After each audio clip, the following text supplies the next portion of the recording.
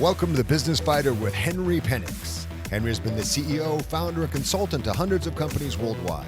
He retired a multimillionaire, financially independent at the age of 35.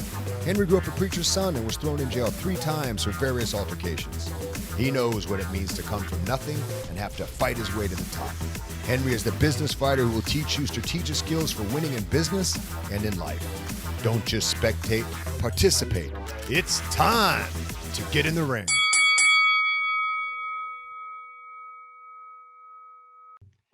Hey guys, welcome to Henry Penix, the business fighter. We've got another person that's entered the ring with me today, and it's a person that I've known for a little while, so he's not going to be able to get too much past this without me picking up on it, and vice versa. So Michael Pitcher, so glad to have you on the show. Glad to be here. And I got a feeling I'm one of the only people you have talked to that can actually remember you starting your first business with childcare in the late 1980s. Oh, dude, part of that I don't want to be aged, but by you, I do want to be aged. You do remember we were talking the other day. I'd worked for a company called Pitney Bowes Corporation. They were a Fortune 150 corporation and set sales records, qualified for SLC, did all that stuff.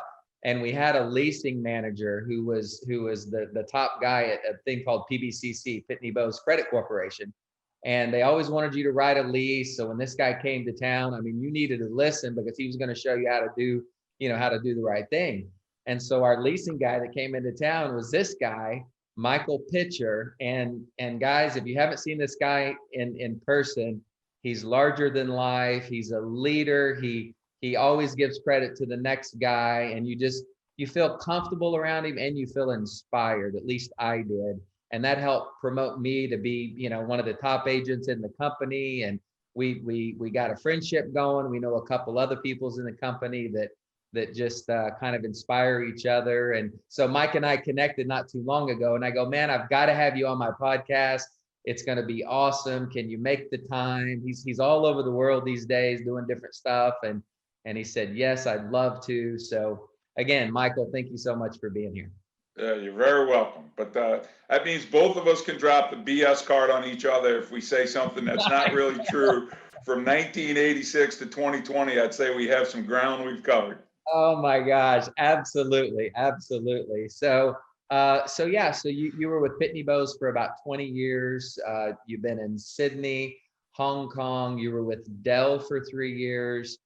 You've done some startups. You just wrote a new book. I mean, dude, I hope I get in just half of everything that you're involved with in this interview. And I want to make sure that the people know how to connect with you. So I want to ask you once now, and I'll ask you once at the end of the podcast.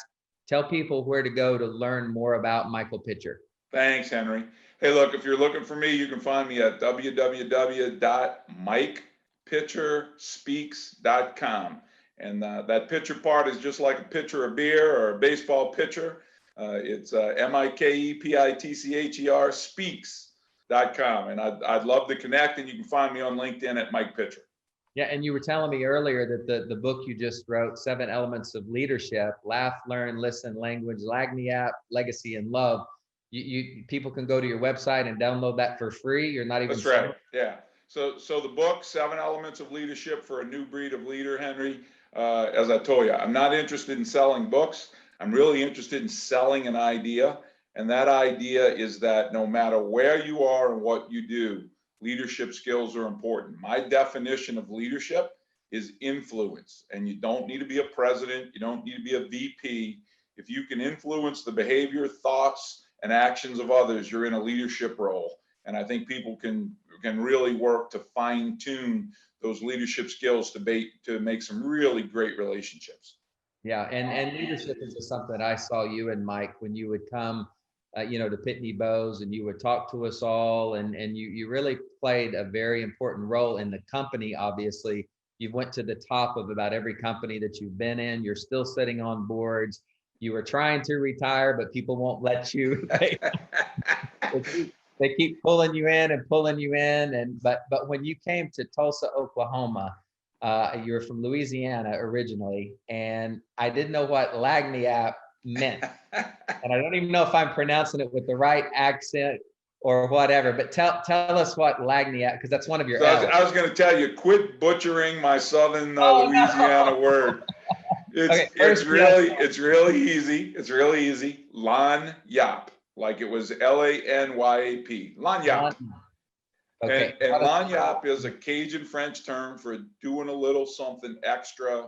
It's when we were kids and you went to a bakery and instead of the dozen, they threw in 13. You heard of a baker's dozen. Yep. It's the little things that leaders do that really makes them stand out very different. And, coming to Tulsa, that was a time for both of us. We were young, we were full of energy and passion, and that was like starting careers. But little things like lagniappe, like handwritten notes when you would write a big deal, or you got a big lease, and taking the time to recognize those successes. In business today, they'll tell you that 50% of American workers haven't heard from their boss the words "good job" in the last 6 months, and that's a travesty. Oh my God. Lagniappe is those little things to take notice of some small success, to remember your birthday, to remember your kids' names, those little things that leaders do that make them stand out. And Lagniappe, it's really funny. Henry, I don't know if you saw this a couple of weeks ago, but Biden introduced his UN ambassador. She's a woman from Louisiana, and she used 2 words, gumbo and lagniappe, and it blew up Google like crazy. No way. Yeah, she's from Louisiana, and she said, I believe in doing a little lagniappe. And I had people hit me from all over the world going, I bet you I'm the only person who knows what that That's stuff what is. Lagniappe means. Or your buddy Henry, Lagniappe. Oh man, that's so cool. Well, tell me this, Pitch. What got you into this mode of being a leader? Because when I saw you, you were kind of at the beginning of your career, and to come out that strong, and it was like you've already been through the 7 steps of leadership, like what influenced you maybe as a kid or early on in school that either made you want to lead, or was it something that you just always had in you? Like, I like to hear a little bit about that, and can other people learn it, or is it a process of just how you were raised or your environment? Or tell me how you got into that. How did it start for you? Henry, thank you. Number one, that's a great question, and people have asked that before. Is how'd you get here? And after since I know you're from Pitney Bowes, I will kind of have this conversation. I did 20 years with Pitney Bowes, and then I ran into, let's just call it, I ran into a boss that was Elvira, Princess of the Darkness. And I left Pitney, right? And for the female viewers in your audience, they may say, oh my goodness, Mike can't work for a woman. 2 of my greatest bosses were both named Mary. One of them was a cigar smoking, whiskey drinking Texan.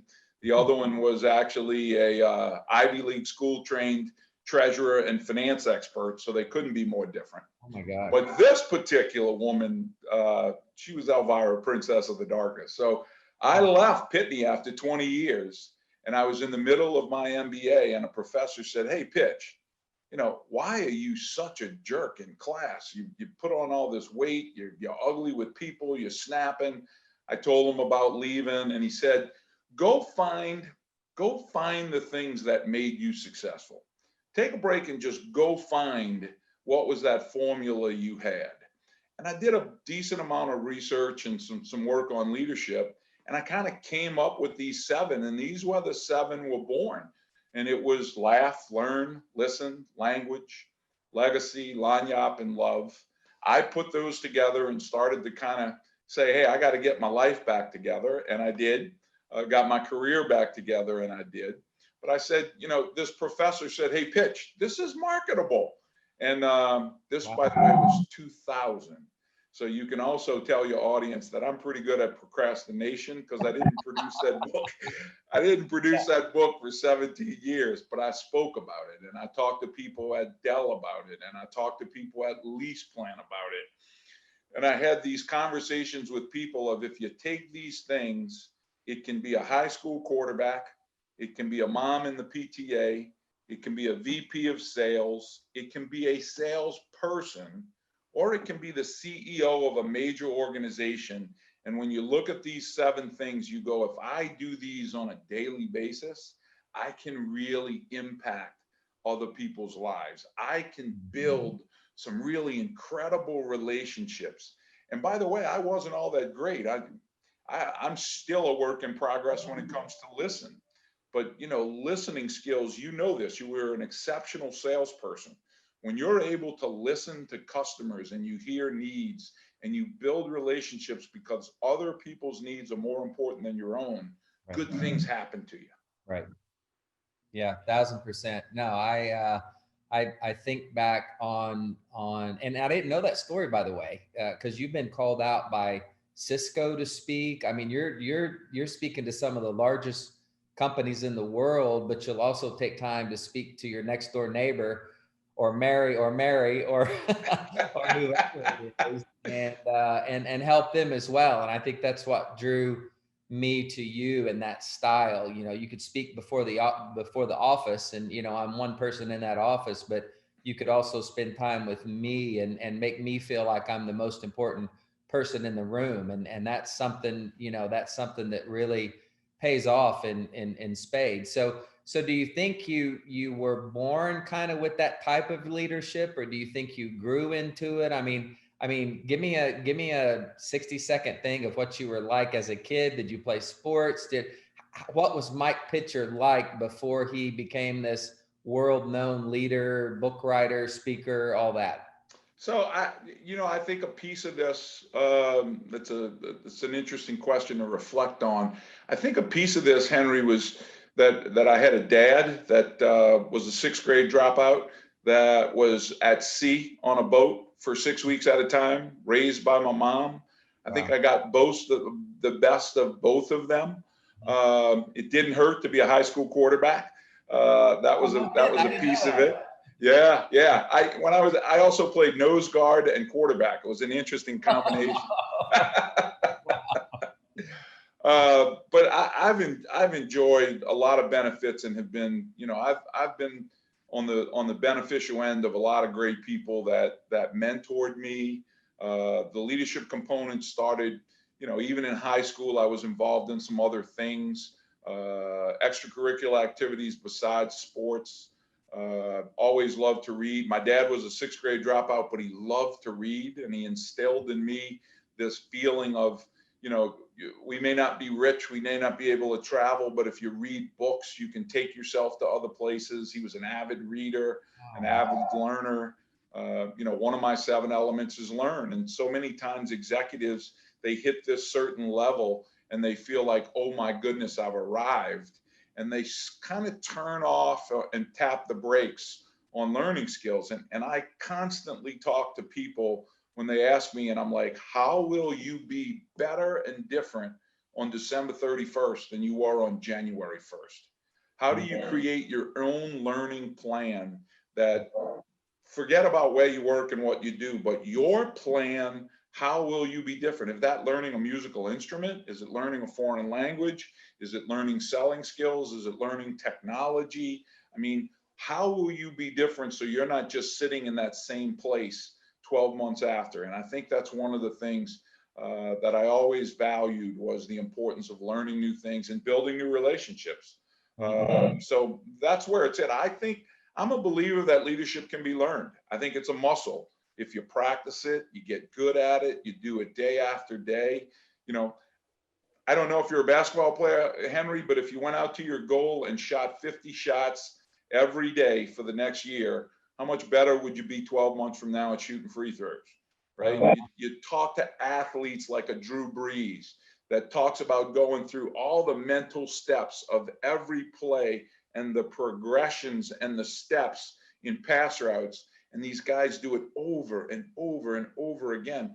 I don't think leadership's that much different. If you practice it, if you learn from it, I think people can become, really incredible leaders if you practice. Yeah, not many people know about Michael Jordan getting cut from his basketball team in high school. And then he comes on, and when he's in college and he's shooting, he would be the guy after practice shooting 100 free throws. Yep. The most boring shot, but it's that repetition, it's that muscle. And And when he got great at something, you know, kind of like you have in your career, when you get great at something, your gift makes room for you. So you go in and you don't even have to try. You know, you were telling me right before this interview that you don't need a title to become a leader. You just go do you and do, you know, practice those 7 L's, and your gift makes room for you. Yep. And that's an interesting point. When, you know, when I talk to people, I laughed. I had a little smile when you were talking about, I came and, you know, you just talk to small groups, you talk to people, thousands at like a Cisco event. I chuckle because I did grammar school, elementary school things on the 7 elements to kids in 4th, 5th, 6th, 7th grade. And I got a call from a mom that said, "Hey, are you that Mike Pitcher guy?" And I'm like, "Yeah, this is Mike Pitcher." She said, I said, "Well, how can I help?" She goes, I want to know what this Laganapa word is. And I'm like, "What?" She goes, "I want to know what this Laganapa word is." And I'm like, "Excuse me, ma'am, why you?" She goes, "You talked to my son at school today, and today he's doing his math problems, and he had 3 problems to do, and he did 5 of them and said, 'Mom, that's lanyap.'" And it's one of those things. That's the greatest compliment right Oh my there. God. I'm like, "Ma'am, you know, I'm not going to use your name and phone number on the testimony, but I got to tell you, that is one of the nicest things anybody ever said to me, that her kid did 2 extra problems because I told them that's lanyap, do a little something extra." Oh man. I laughed about it when you said that. So I just think that leadership happens all the time, all over. Moms, like I said, moms at a PTA meeting, high school athletes, kids in clubs, work, your church. I mean, how many people do Sunday school and don't realize that they're impacting the lives of 10, 15, 20 people as they lead that class? That's a leadership role. You don't have to be the CEO of Ford to have amazing impact on people's lives, and you might as well do it and increase those skill sets so you can be more efficient at it. Yeah, no, I believe it. And you, like you said, you hit the nail on the head. You lead in your family, you lead in your job, you lead by example, whether you're in a position where you're mopping the floors at night for extra money, or you're sitting at the head of a an executive table. You're always in some form of leadership. And I'll dig a little deeper. You lead yourself. What Yeah. kind of a leader are you to yourself? How are you predisposed, or how are you conditioned to lead your family? And how are you leading yourself and what you do every day, and getting your list done, or writing down things you need to do in the future, or whatever? Like that's a big thing. Well, man, all these L's with leadership. I want to download the book. I want people to hear one more time where they can get that book for free. Yes, we said it for free. Mike said he just wants to be part of an idea. He's not about selling the books. He's been all over the world speaking to every kind of audience, from thousands at a Cisco event to the 5th, 6th grader who did extra on his homework. Moms, you should get this book just for that reason. But tell people again where they can go to get it real quick, and then we can wrap this up. www.mikepitcherspeaks.com, and you'll see a part that says Mike's gift to you. That's the free download of the book in a digital format. Awesome. And so what are you doing now? Are you I know they can't get you to retire. I know they keep calling you back. You're setting on boards. But you were telling me earlier that you're more concentrated now on speaking at certain events. Is that any event? Do you have some that I know it's hard now because of the whole COVID thing, and with Zoom, but you probably do a lot of that digitally as well. Tell me a little bit about that. Yeah, Henry, it's really been interesting because, like, when it all happened, I left. I was president of a truck leasing company. They brought, like you said, I'm like Al Pacino. I thought I'd retire. They keep pulling me back in, pulling me back in. I really enjoyed my work with a company, Efficiency Enterprises. That's a part of Breakthrough Beverage, but I left that role in February.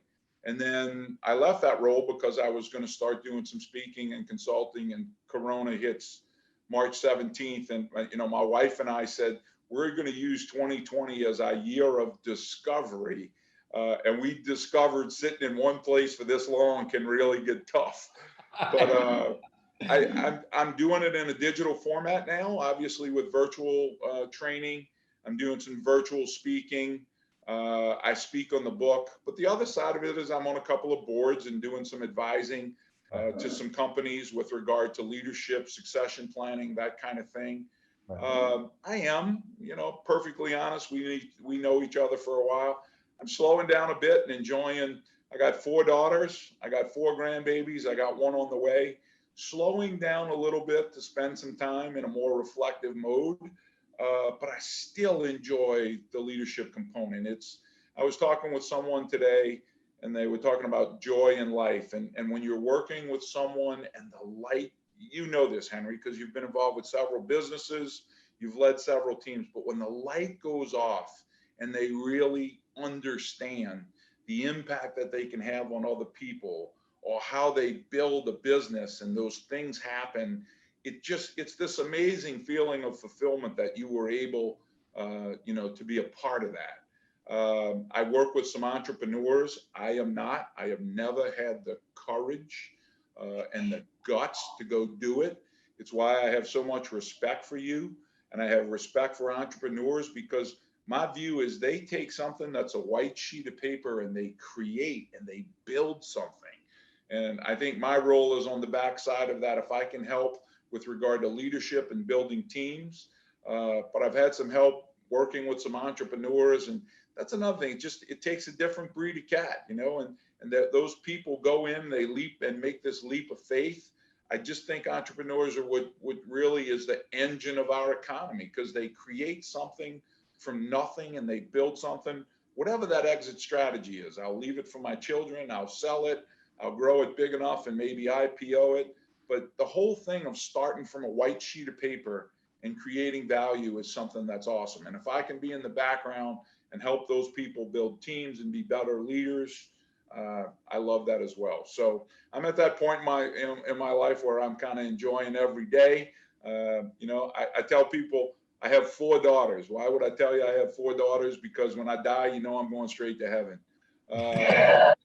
But I've raised great kids, and they're doing their own things, and now I get to pick and choose those things that really excite me. And most of that is you've been a professional speaker. You know that rush you get from a stage and seeing people connect, and then the things you talk about make a difference. And when those things make a difference, then hey, you're doing something right. Yeah, well, man, I know you've had a lot going on in your life. I know, again, when we were talking earlier, you said I didn't want to be responsible to a balance sheet anymore. I want to kind of take a step back, enjoy my life, and share the knowledge that I've learned these many years. And Pitch, just the fact that you would put yourself out there to even give some of that advice when you don't have to. Like that means so much to me personally, because that means you're a giver. You want to give something back. And I'm a testament of all the way from back then to right now. If you guys out there listening right now want to have fun with somebody and learn and get motivated and see an increase in your life, and Mike didn't even want me to say anything about this, but I'm going to say it anyway. Get a hold of Pitcher, get a hold of Mike Pitcher, because you'll feel better when you come out of a conversation with him. You'll feel more inspired. And because he doesn't have to do it, it's all coming from his heart. And he doesn't have anything to prove anymore. He's proved it all. He's been at the top of every company that he's been with. And if you can just get a little sliver of what he's learned to date this far, you're going to be better off for it. I never have anyone on my podcast unless I personally have vetted them first. You can go back to the last 60 and look at all of them, and they all have something to give. They're all givers.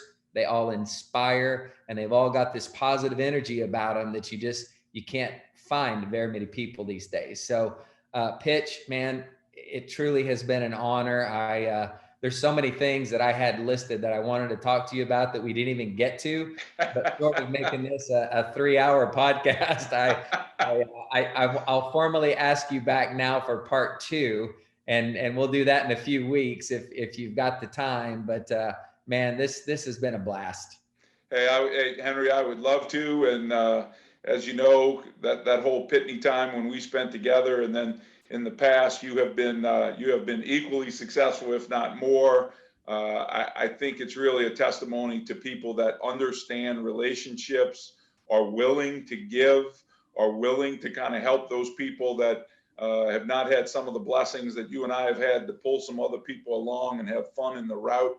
I would be more than willing to do another podcast. We can talk about whatever you would want to, and that's going door to door selling postage meters and telling people, hey, here's the 9 benefits of metered mail that we had to learn verbatim.